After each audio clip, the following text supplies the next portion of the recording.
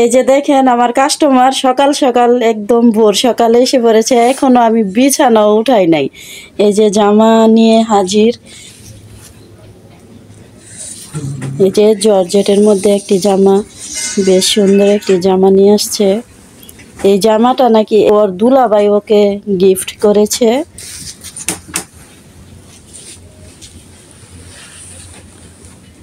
জামাটা দেখতে সুন্দর। তো সকাল সকাল দরজা নক করছে, তো আমি ভাবতেছি কে যেন আসছে। তো এখন দেখতেছি যে আমার প্রিয় ননদ এসেছে। এই যে সাথে কিন্তু দেবরও, ওরা কিন্তু চাচাতো ভাই বোন, চাচাতো জ্যাঠাতো ভাই বোন। তো তারা আসছে যে এখানে জামা কাপড় নিয়ে, আর আমাকে বলতাছে উঠেন নাই, বিছানা উঠান নাই। আমি বলতাছি নাই, আজকে একটু দেরি হয়ে গেছে, শরীরটা তেমন ভালো না। এই যে সালোয়ারের কাপড়টা বেশ ভালো। ওদের সাথে কথা বলতাছি, তো এমন সময় আমার ননাসের মেয়ে ফোন দিছে। তো ওর সাথেও কথা বলতাছি, ওকে ভালো মন্দ জিজ্ঞেস করতাছি ও কোথায়, ওর শ্বশুর বাড়িতে না বাবার বাড়িতে। তো ও বলতাছে ওর শ্বশুর বাড়িতে আছে। তো ওর শ্বশুর বাড়ি হচ্ছে কুমিল্লা, আর ওর বাবার বাড়ি হচ্ছে ঢাকায়, আমাদের এখানেই 2-1 গ্রাম পরে। তো যাই হোক, ওর সাথে ভালো মন্দ কথা বলার পর আর এদিক দিয়ে কাস্টমারদেরকে আবার বিদায়ও দিলাম। তো ওর সাথে কথা বলার পর এখন হচ্ছে রেখে দিচ্ছি। তো সকালবেলা অনেক কাজকর্ম থাকে, এটা তো সবাই জানে। তো সব কাজকর্ম সেরে আমি নাস্তা খেয়ে তারপরে মেশিনের কাজকর্ম যা ছিল সেগুলো যতটুক পেরেছি করেছি। তো সেগুলো করে এখন আমি পাকঘরে এসেছি দুপুরের রান্না করার জন্য। তো এখন 1 প্যাকেট লবণ ঢেলে নিচ্ছি বয়মের ভিতরে, আর আমার লবণটি ঢালা হয়ে গেছে। তো এখানে কিন্তু আরেক প্যাকেট ডিটারজেন্ট পাউডার আছে, তো সেটাও একটা কন্টেনারে আমি ঢেলে নিব। তো আমার লবণটা ঢালা হয়ে গেছে। এখানে পাউডারটা ঢেলে নিব।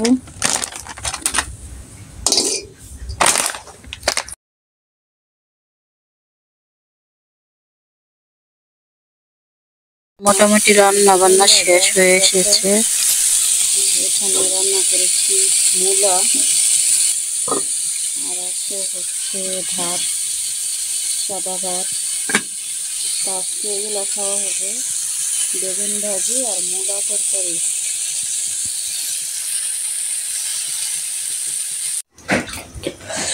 যে আমাদের খাওয়া শেষ। আর তুই কি জামা কাপড় এডি আনছিস কে? দেখছ দড়ি ভরা কাপড় চোপড়, অথচ এই একটা কাপড় নিয়ে আইছে। ওই যে আরেকজন আয়া হাজির। ওয়ালাইকুম আসসালাম। এই যে দেখেন দড়ি ভর্তি কাপড় চোপড়, অথচ আমার মেয়ে কি করলো, 2টা প্রয়োজন মতন এখন দরকার, 2টা জামার দরকার, একটা সালোয়ার একটা জামা, এর নিয়ে গেল।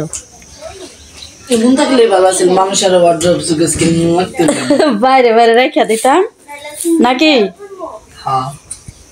সুকেস ওয়ার্ড্রপের কোন দরকার নাই, কাপড় চোপড় বাইরে থাকবো, বাস বাইরে থেকে লয়ে লয়ে পিনমু যেটা দরকার। সোহায় কই গেল? আর ঘরের অন্ধকার হয়ে রয়েছে। হ্যাঁ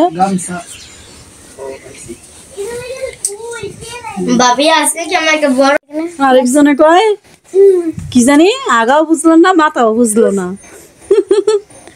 আগা মাথা বুঝার কোন দরকার নেই। এই যে তানহাই এত সুন্দর করে হিজাব পরে এসে পড়ছে, পড়তে যাবে।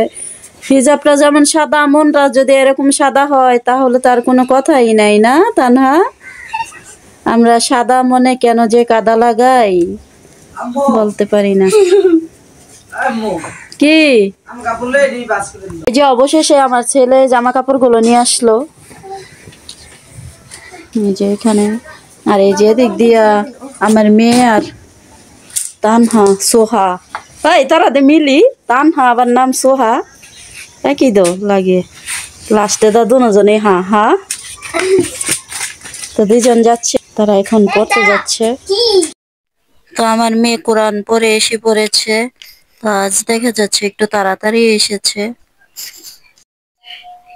আর এদিক দিয়ে 2 বন্ধু অনেক রকমের কথা বলতাছে। তো আমি যে পিছন দিয়ে ক্যামেরা ধরে রাখছি, ওরা কিন্তু জানে না। তো দেখি কি করে।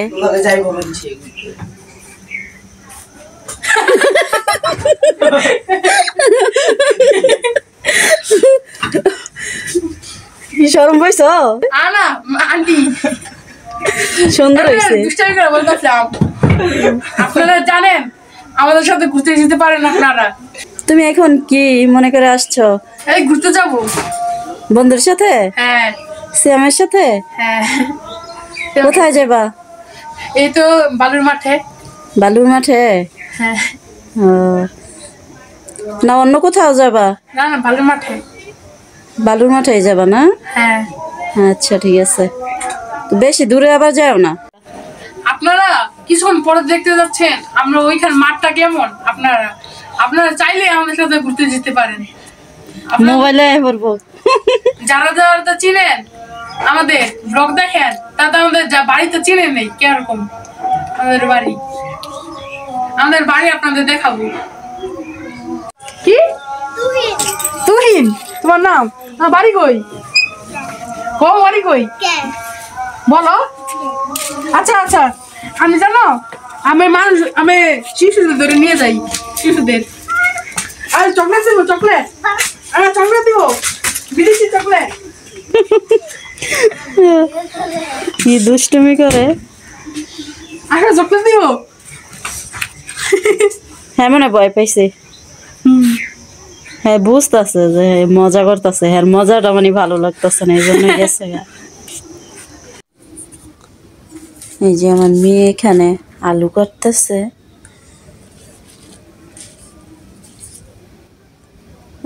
ঠিক মতো কাটতেছে না, তারপরে চেষ্টা করতেছে। তো এমনি টুকিটাকি না কাটলে কিন্তু শিখতে পারবে না। অল্প অল্প করে একটু একটু করে কাটতে কাটতে শিখবে। আর মেয়ে মানুষ তো কাজ করতে হবে, না করলে হবে না। আর ছেলে কি আর মেয়ে কি জেনে রাখা ভালো। আর আমি এখানে আদা নামাবো ফ্রিজ থেকে, আদা শেষ হয়ে গেছে। এই তো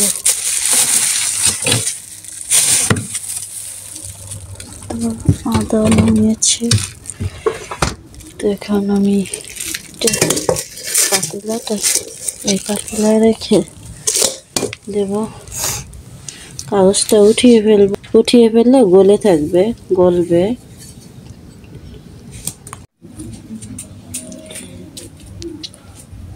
এই যে এখানে আমার মেয়ে রান্না করতেছে, আলু কেটেছে যে ওগুলা রান্না হয়ে গেছে।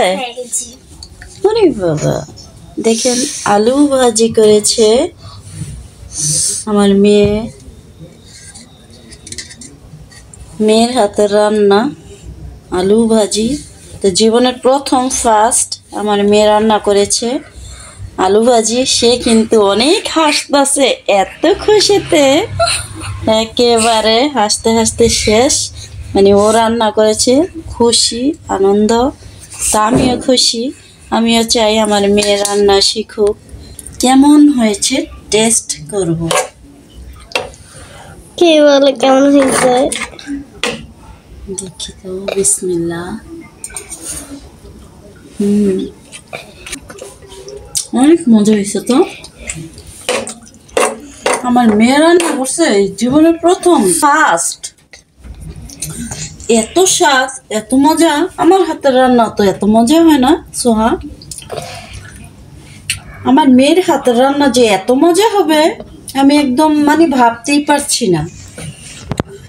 দর্শক জানেন না এত স্বাদ হয়েছে যে এতটুকু একটা বাচ্চা মেয়ের হাতের রান্না এত মজা হয় কিভাবে। এটা আলু ভাজি তো বেশ সুন্দর হয়েছে, ভালো হয়েছে।